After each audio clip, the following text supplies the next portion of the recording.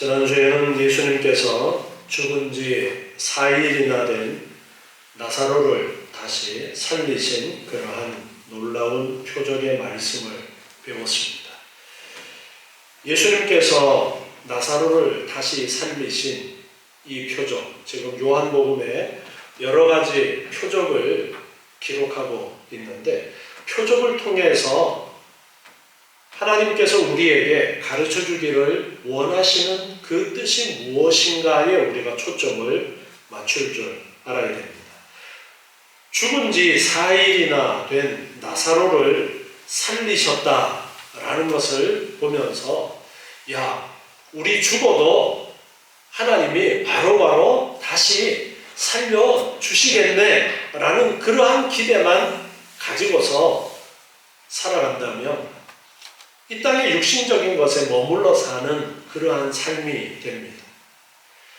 분명히 예수님께서 죽은 자를 다시 살릴 수 있는 능력이 있음에도 불구하고 예수 믿는 자들이 다른 믿지 않는 자들과 똑같이 육신의 죽음을 맞이하는 것이 보편적인 그러한 현상입니다.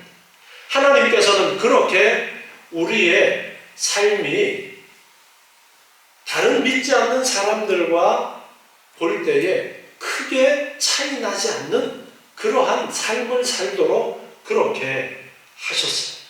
그렇기 때문에 우리가 예수님께서 죽은 자를 살릴 수 있다는 것을 보면서 그런 전능하신 능력이 있는 분이 예수님이시고, 그 예수님께서 하나님 되심과 하나님 아들 되심과 그 예수를 믿을 때에 약속되어진 생명, 그 생명에 초점을 맞출 줄 알아야 됩니다.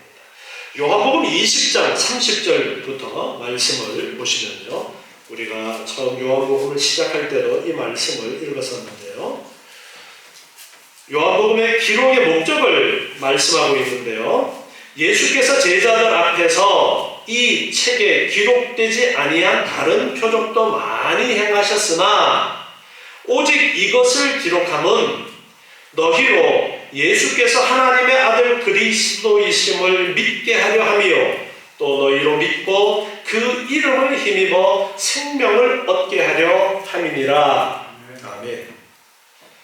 이 요한복음을 통해서 예수가 그리스도이심을 알고, 그리고 그 이름을 힘입어서 생명, 영생을 얻도록 하는 데에 이 요한복음을 기록한 목적이 있다는 것입니다. 이 요한복음을 배우면서 우리가 알아야 될 것은, 예수님이 병 고쳐주시니까 지금 내 병도 고쳐주세요. 예수님이 죽은 자를 살리시니까 예수님 지금 죽은 내 가족 살려주세요. 여기에 초점이 있는 것이 아니라는 거예요. 병자를 낫게 하는 능력이 있으신 분이 예수님이시고, 죽은 자도 살릴 수 있는 능력이 있는 분이 예수님이신데, 이 예수를 믿으면 약속하신 영생이, 생명이 나에게 있다라는 것, 그것을 가르쳐 주시는 것입니다. 그래서 우리가 이 땅에 사는 날 동안에 질병에 걸려서 예수 믿는 사람도 죽어요. 때로는 고치시는 하나님의 은혜로 고쳐주시기도 하십니다. 하나님께서 보실 때에 가장 우리에게 합당한 일로 때로는 질병을 고쳐주심으로써 우리에게 하나님의 귀한 뜻을 가르쳐 주시기도 하시고, 때로는 질병을 주심으로써 우리에게 하나님의 뜻을 가르쳐 주시기도 하시는 거예요. 사도 바울도 육체의 질병을 가지고 있다라고 했어요. 낫기를 간절히 기도했지만 하나님께서는 내 은혜가 내게 족하다. 하나님께서 너에게 은혜 충만하게 줬으니까 그것으로 만족하고 너의 질병은 오히려 너에게 유익이 되는 것이다. 그렇게 말씀을 하셨어요. 그래서 우리가 예수님에 대해서 배우면서 내 질병이 고쳐지고 죽은 자도 살려내고 돈도 많이 벌고 좋은 명예도 얻고, 그 그것을 위하여 우리가 예수 믿는 것이 아니에요. 우리의 목적은 영생을 얻는 데 있습니다. 이것을 여러분이 놓치시면 안 돼요. 우리가 예수 믿는 이유는 영생에 있다. 그리고 하나님께서 보실 때에 합당하게 여기실 때에 이 땅에서 풍성한 물질의 복도 주시는 것이고 명예도 누리게 하시고 건강도 누리게 하시는 것입니다.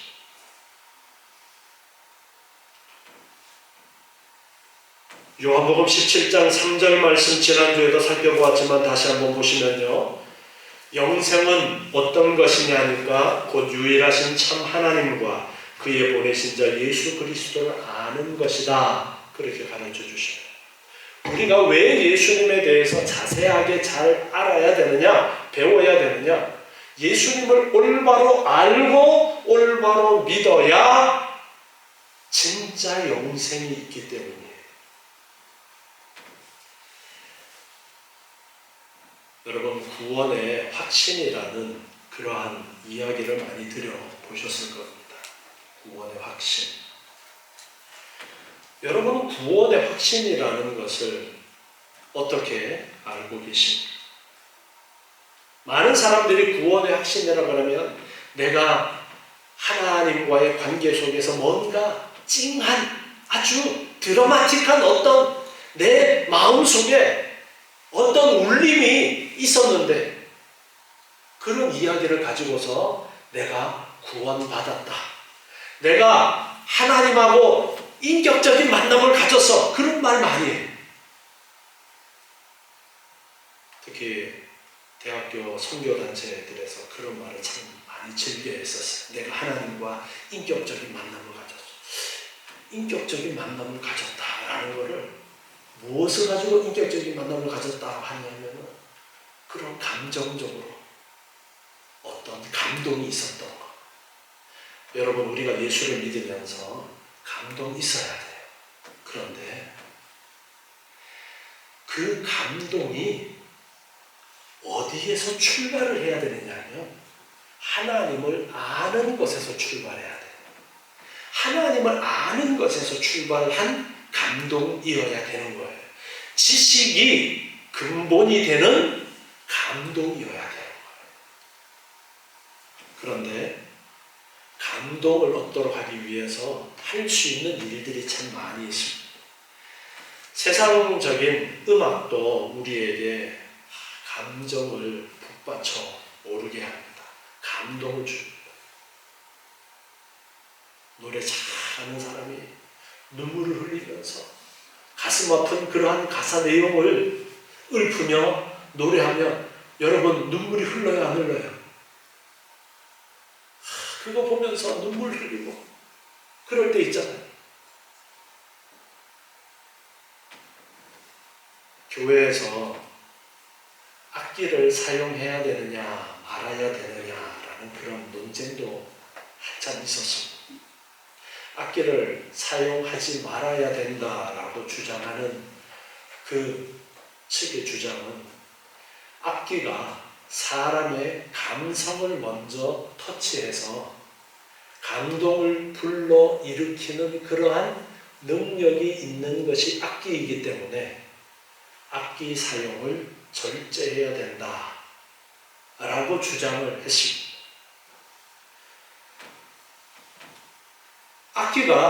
악기와 함께 우리가 하나님을 찬양하는 유익도 분명히 있지만 그곳에 치우치게 되면은 잘못하면은 악기가 감정선만 건드리는 그런 문제를 통해서 지식에 근본되어진 감동이 아니라 그저 감정선을 건드리는 그러한 악기의 울림에 의한 감동이 우리가 정말 감동받았다라는 것으로 잘못되어질 수 있기 때문에 그래서 악기를 예배 때에 연주하지 말아야 된다고 주장하는 주장들이 있었습니다. 그 주장이 일리가 있는 주장입니다.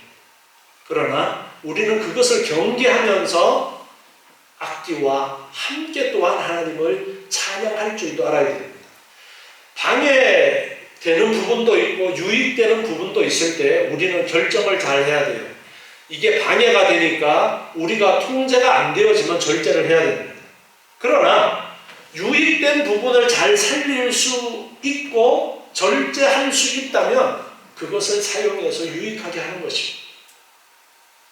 다윗도 많은 악기를 동원해서 하나님을 찬양했던 그러한 기록들을 우리는 볼 수 있기 때문에, 그래서 우리 교회는 악기를 동원해서 함께 하나님을 전심으로 찬양하는 그런 것을 인정하는 쪽으로 지금 하고 있는 것입니다. 그러나 항상 조심해야 되는 것은 우리의 감동은 하나님을 아는, 예수님을 아는 그 지식에서 근거한 감동이어야 되는 거예요. 우리의 구원의 확신이 어떤 것이냐라고 할 때에 정말 예수님 생각하니까 내가 막 눈물이 나고, 예수님 뭐 생각하니까 눈물이 나느냐 그러니까 예수님이 십자가에 죽으시면 얼마나 아팠겠어.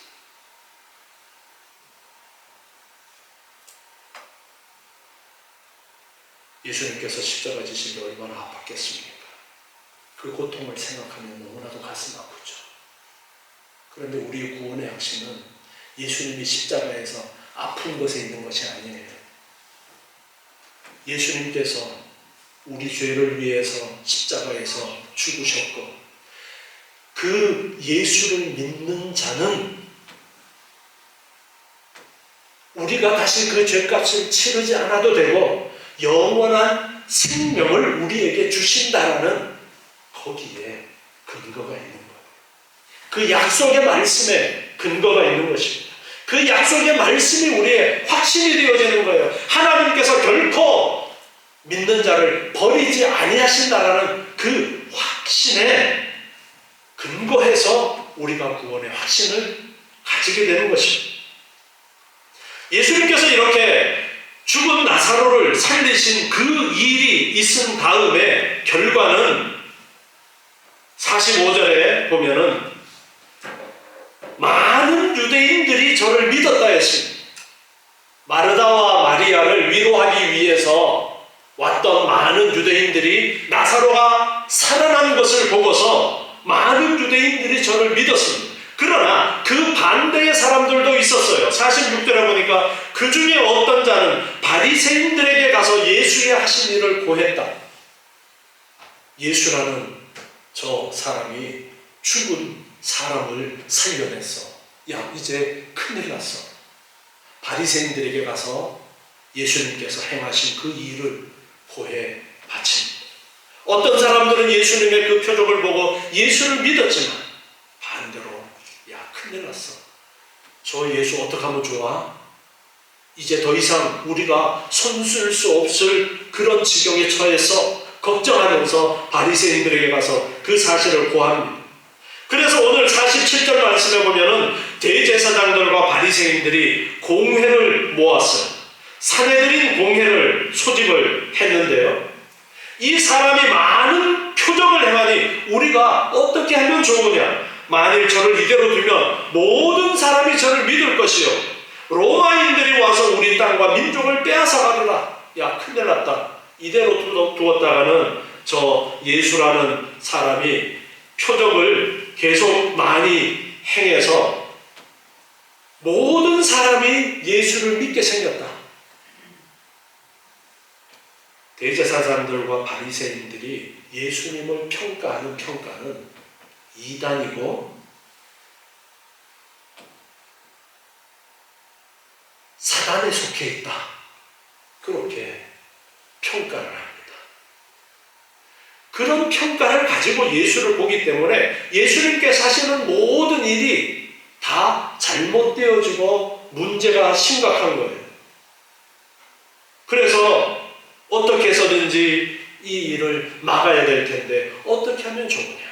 지금 이대로 두었다가는 많은 사람들이 예수라는 이단에 빠지게 되어질 것이고, 또 예수라는 이단에 빠져서 많은 사람들이 술렁술렁하게 되어지면은 당시 로마의 식민지였기 때문에 로마가 이거 밀란이라도 일어나면 어떡하나, 그렇게 해서 우리가 가지고 있던 자유를 더 억압하면 어떡하나 지금 그러한 생각에 사로잡혀 있는 거예요.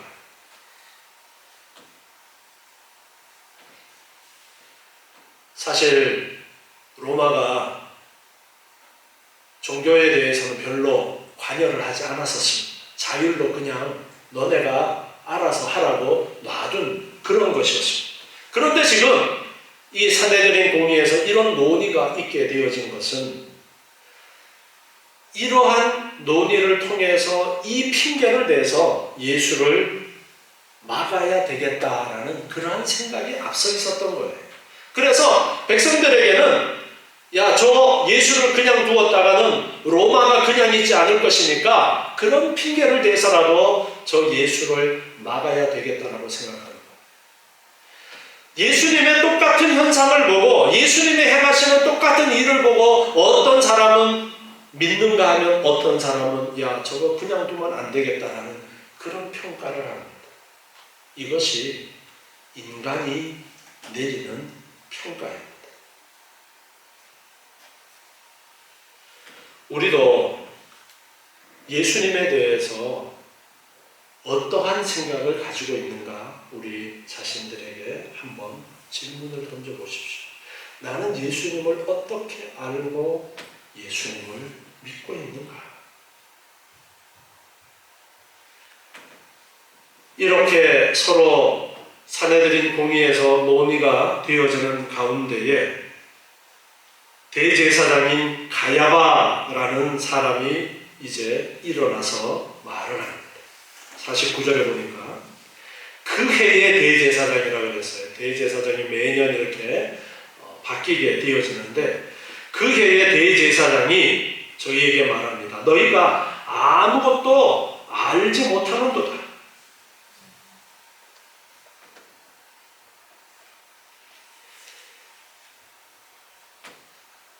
지금 이 대제사장에 있는 가야바는 기득권을 가지고 있는 그러한 사람들입니다.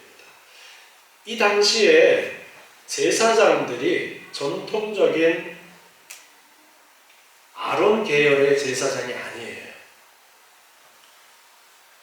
혈통적으로 아론의 후손만 제사장이 되도록 그렇게 했는데 이때 벌써 많이 교회가 타락이 되어지면서 아론 계열의 제사장이 아닌 사람들이 제사장을 하고 있었고 대제사장도 그러한 사람들이 많이 있었습니다.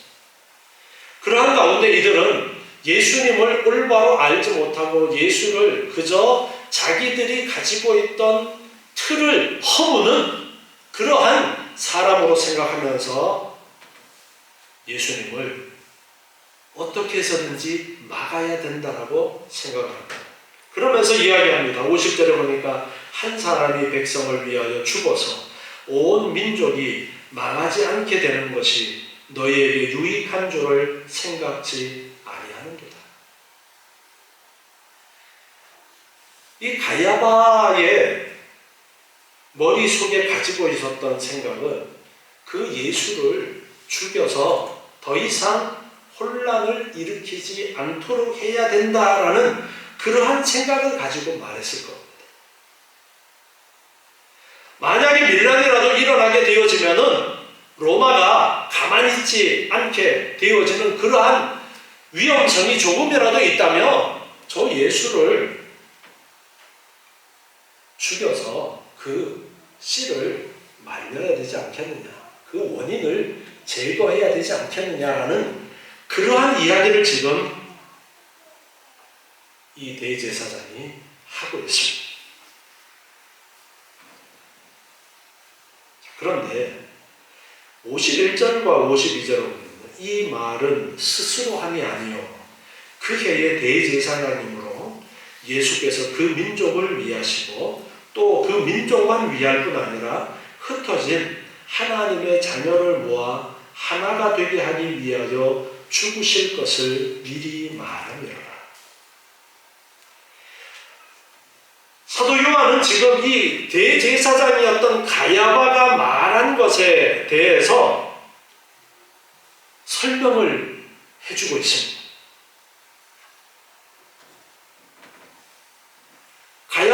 지금 말한 것이 예수님이 민족을 위해서 그리고 흩어진 자들의 자녀를 모아서 하나 되게 하기를 위하여 죽으실 것을 미리 말하는 것이다. 가야바 개인적으로는 지금 어떻게 하면 예수를 원인을 제거해 버릴까, 혼란을 미리 막을까라는 그러한 생각으로 이야기를 했는데, 대제사장이라는 그 지위에 그가 말하는 것이 하나님께서 이루실 뜻이 그 입을 통해서 나오게 되어졌다라는 것을 지금 말씀하고 있습니다. 잠언서 16장 4절에 보면요, 잠언서 16장 4절에 여호와께서 온갖 것을 그 시움에 적당하게 지으셨나니 악인도 악한 날에 적당하게 하셨느니라. 지금 이 대제사장의 자리에서 예수님의 실체를 제대로 알지 못하는 대제사장이었지만, 대제사장이 하는 말을 통해서 대제사장의 의도는 예수를 그냥 죽여서 좀 우리의 방해되는 일을 제거하고자 하는 그런 의도를 가지고 말을 했지만, 그 말은 바로 예수님이 어떤 죽음을 죽으시게 되는가에 대한 그러한 이야기를 한 것입니다. 마태복음 23장 2절 말씀에 보면요, 마태복음 23장 2절에 서기관들과 바리새인들이 모세의 자리에 앉았으니 그러므로 무엇이든지 저희의 말하는 바는 행하고 지키되 저희의 하는 행위는 본받지 말라. 저희는 말만 하고 행치 아니하며. 아멘. 당시의 서기관과 바리새인들을 향해서 예수님께서는 외식하는 자들이라고 자주 책망을 하셨어요. 그런데 그 서기관과 바리새인들이 하는 일이 율법을 가르치는 일을 합니다. 그러니까 율법을 가르치는 일을 하는데 그들이 가르치는 그 율법의 내용은 성경에 있는 내용을 그대로 가르치니까 그 내용은 그대로 받아도 그들이 행하는 행함은 본받지 말아라 라고 그렇게 말씀하고 있는 말씀입니다. 그들이 율법을 가르치는 자리에서 가르치는 그 내용에는 올바로 귀를 기울여야 된다라고 말씀하고 있습니다. 지금 대제사장 가야바가 자기의 생각은 어떤 생각을 하고 있는지 몰라도 그가 말한 것이 대제사장이라는 자리에서 이 말을 하게 되어질 때에 하나님께서 그 말하는 것을 하나님의 뜻을 이루는 의미가 있도록 그렇게 하셨다라는 거예요. 발람 선지자가 이스라엘을 저주하러 가려고 할 때에 누가 말을 했어요? 나귀가 말을 했잖아요. 아니, 나귀가 말을 했어요. 가능한 이야기예요? 불가능한 일인데 나귀가 말을 하기도 하시는 거예요. 하나님께서 필요에 따라서. 그처럼 대제사장의 지위에 있는 이 가야바가 이러한 말을 했던 것은 다 하나님의 뜻하신 바가 있었기 때문입니다. 이사야 49장 6절에 보면요,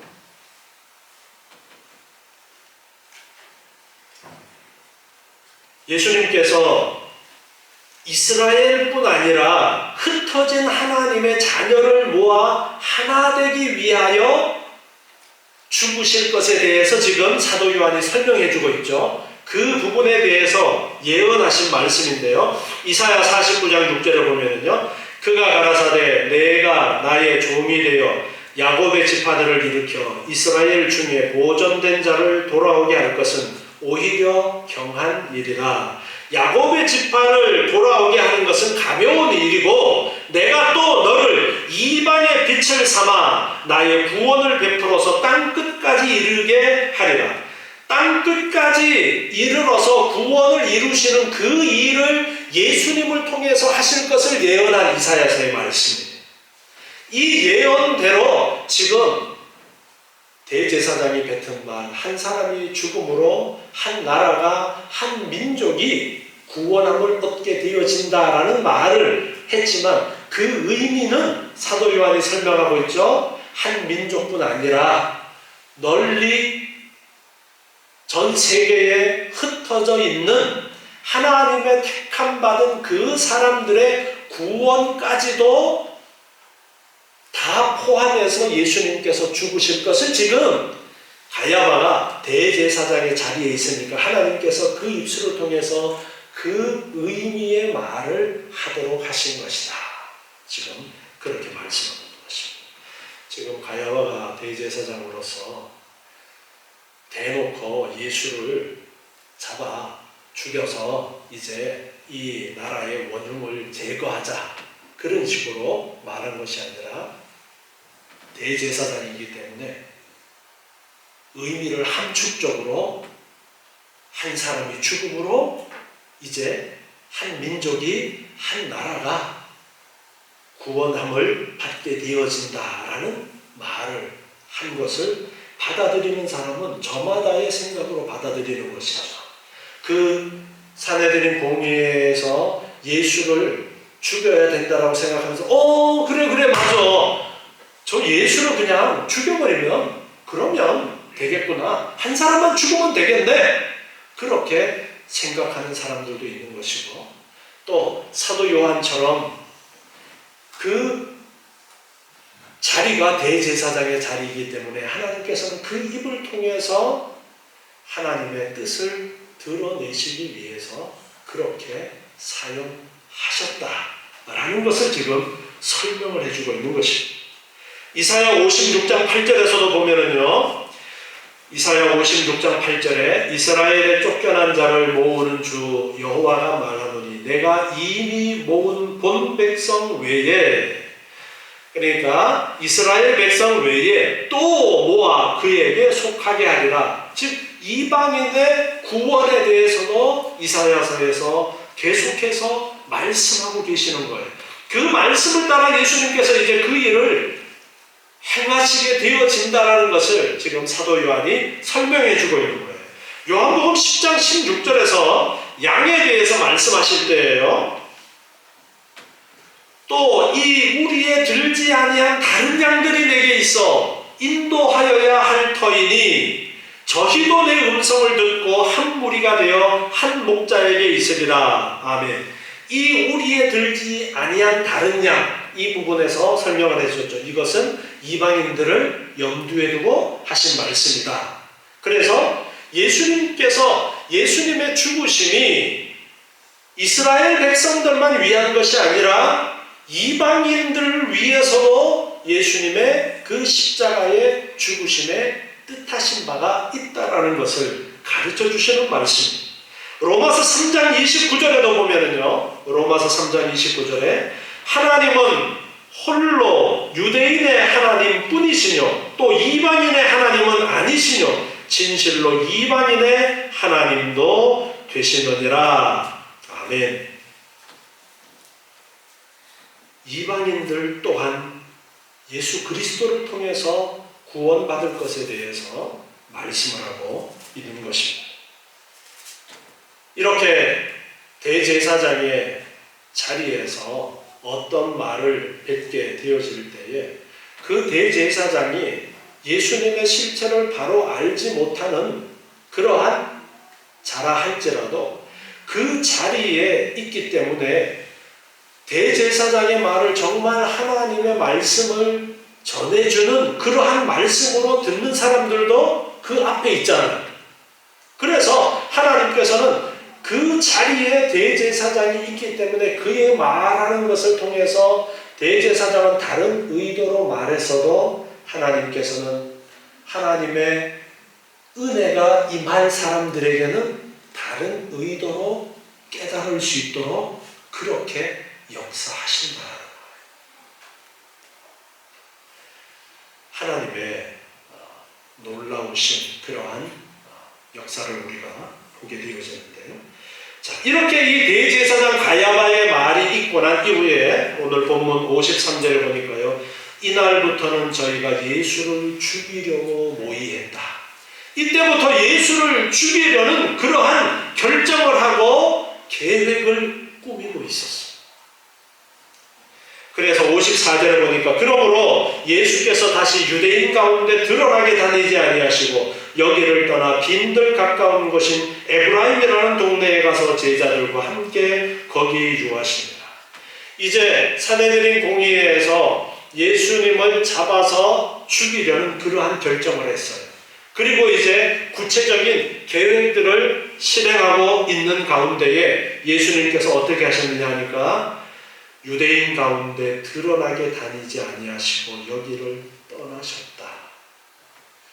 어떻게 보면 예수님이 되게 비겁한 것 아닌가 그렇게 보여지기도 합니다. 그런데 예수님을 잡으려는 일이 이 앞에도 여러 번 있었죠. 그런데 그때 예수님께서 그냥 잡으려는 사람들을 뚫고 그냥 지나가신 일도 있었습니다. 개의치 않고 그냥 지나가실 때에 잡지 못했던 그런 일도 있었습니다. 그런데 지금은 이제는 드러내지 않고 빈들 가까운 곳인 에브라임이라는 동네로 한적한 곳으로 가셔서 제자들과 함께 거기 계셨다. 사도 요한이 그렇게 지금 기록을 하고 있습니다. 우리가 신앙생활하면서 핍박이 있을 때에 그 핍박에 대해서 정면으로 부딪혀서 내 뜻을 밝히고 순교하는 그러한 상황이 우리에게 마땅한 그런 상황도 있고 때에 따라서는 숨어 있음으로써 또 다른 일들을 도모해야 되는 그러한 상황이 우리에게 주어질 수도 있습니다. 순교한 사람들이 도망간 사람들을 향해서 너희들은 잘못되었어 라고 비난할 수만도 없는 것이고, 숨는 사람들이 맞닥뜨려서 순교하는 사람들을 향해서 왜 그렇게 무모하게 하느냐라고 말할 수도 없는 문제입니다. 우리가 어떤 결정을 해야 될까? 그것은 개인마다 다릅니다. 하나님께서 어떤 사람에게는 맞닥뜨려서 순교함으로써 많은 사람들에게 순교의 본을 보여주시기 위해서 그렇게 이끄시는 사람들도 있고, 어떤 사람들은 숨어 있다가 소낙비를 피하고 그 다음 일을 위해서 도모하도록 그렇게 하신 일들도 있습니다. 우리나라에도 일제시대 때 그리고 6.25 때에 정말 앞서 나가서 대적하고 순교한 많은 그러한 분들도 계셨지만, 훗날을 도모하기 위해서 숨어서 훗날을 도모했던 그러한 분들도 계셨습니다. 하나님께서 각자에게 허락하시는 상황과 믿음대로 그렇게 하는 것이지, 순교의 믿음이 더 잘하는 것이고 숨는 것은 잘못하는 것이고 그런 식으로 우리가 생각해서는 안 됩니다. 자, 그런데 예수님께서 지금 요한복음에서는 한적한 곳에서 계셨다라고만 기록하고 제자들과 함께 시간을 보내셨다라고 그렇게 기록하고 있는데, 다른 복음서에 보면요, 이때에 어떤 일들을 하셨느냐 하면 열문둥병자를 고치시는 그런 일이 있었고요, 소경 바디메오를 치료하시는 그런 일이 있었고, 삭개오를 회심시키는 그러한 일들이 있었음을 다른 복음서에서는 기록하고 있습니다. 그러나 사도 요한은 다른 복음서에 있는 기록과 겹치는 부분을 가능하면 줄이려고 의도를 했기 때문에 그런 부분들은 기록하지 않고 한적한 곳에 가셔서 그 기간을 제자들과 함께 보내셨다라고 그렇게 기록함으로써 예수님께서 한적한 곳에 가셔서 제자들과 함께 지내면서 제자들을 가르치신 그러한 시간으로 할애하셨다라는 그러한 의도로 지금 기록을 하고 있어요. 예수님께서 이 땅에 오셔서 하신 이 일은 세상의 모든 사람들을 향해서 내가 그리스도라는 것을 드러내놓고 가르치시고 믿게 하신 것이 아니라 아주 소수의 사람들에게만 예수님의 실체를 드러내놓고 가르쳐 주셨어요. 제자들에게만 다시 불러서 더 세세하게 설명해 주시고 가르쳐 주심으로써 예수가 그리스도이심을 분명하게 가르쳐 주셨어요. 그리고 그들에게 이제 부활 승천하시면서 너희들이 나의 증인이 되어라 그렇게 말씀해 주셨습니다. 오늘날도 예수님이 하나님 되신, 예수님이 죽은 자를 살리시는 그러한 능력이 전 세계 사람들 가운데 드러나게 하시지 않습니다. 소수의 사람들에게 예수님이 어떤 분이신가를 가르쳐 주시고 믿게 하시고 그들이 나아가서 그 예수를 전하는 증인이 되라고 그렇게 말씀하고 있습니다. 여러분, 오늘 여러분이 예수님이 죽은 자를 살리신, 많은 병자들을 고치신 그 이적을 행하시는 전능하신 자이시고 천지를 만드신 자이시고 바로 나의 죄를 위하여 십자가에서 죽으시고 부활하시고 승천하신 분이라는 그 사실을 알고 그 예수를 믿음으로 여러분이 영원한 생명을 얻었음을 확신하신다면 우리가 이제 뭐 해야 되는 거예요? 내가 증인이 되어야 되는 거예요. 내가 다른 사람에게 이 예수님을 소개해야 되는 거예요. 가르쳐야 되는 거예요. 그러면 내가 전하는 그 복음을 듣고 다른 사람들도 예수님을 믿게 되는 것입니다. 택함 받은 자들이 이제 예수를 믿게 되는 그러한 일들이 있게 되어지는 것입니다.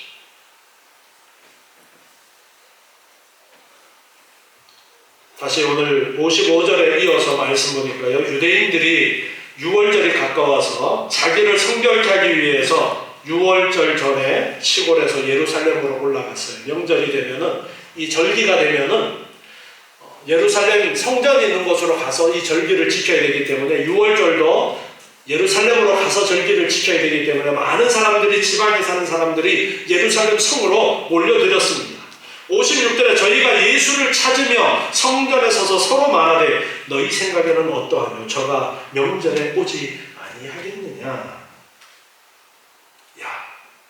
예수님에 대한 소문이 많이 퍼진 거예요. 그래서 예루살렘의 6월절에 모인 사람들이 과연 예수가 이 6월절에 나타날까? 57절에 보니까요. 이는 대제사장들과 바리새인들이 누구든지 예수 있는 곳을 알거든 고하여 잡게 하라 명령하였습니다. 예수님에게 지명수배가 내렸어요.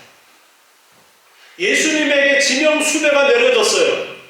그런데 과연 예수님이 지금 6월절에 예루살렘에 나타날까? 예루살렘에 올라온 사람들이 서로 수군수군거리는 내용인 거예요. 과연 예수님이 이 6월절에 나타날까? 지금 지명수배가 내려졌는데 누구든지 보는 사람은 신고하라고 지명수배가 내려졌는데 과연 예수님이 이 6월절에 잡혀 죽을 줄 알고도 나타날까?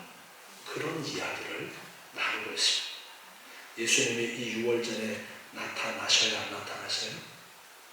결국에는 6월절에 나타나시고 그 6월절에 십자가를 지시게 됩니다.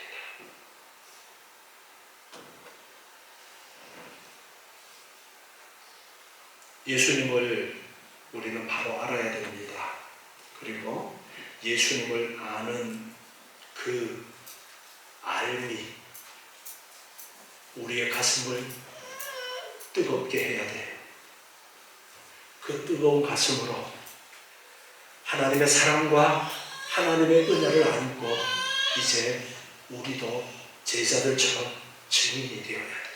예수님을 알지 못하는 자들에게 예수님을 전해야 됩니다. 우리 기도하면서 이 복음을 전하기 위해서 더욱더 힘쓰고 애씀으로써 하나님의 나라가 확장될 수 있도록 힘쓰시는 저와 여러분 되시기 바랍니다. 기도하겠습니다. 하나님 감사합니다. 오늘도 주시는 이 귀한 말씀을 기억하고 예수님의 죽으심이 많은 자들을 살리시는 죽음이었다는 것을 저희가 올바로 알게 하시고 놀라우신 사랑과 은혜로 우리가 영생을 얻었음을 깨닫고 또한 이 귀한 은혜를 많은 자들에게 증거하는 저희의 삶이 되게 도와주시옵소서. 날마다 하나님의 사랑과 은혜에 감사와 기쁨이 넘치는 삶이 되게 도와주시옵소서. 저희의 부족함과 연약함을 도와주셔서 온전히 하나님의 영광을 드러낼 수 있도록 아버지 하나님 은혜로 이끌어 주시옵소서. 예수님의 이름으로 기도드리옵나이다. 아멘.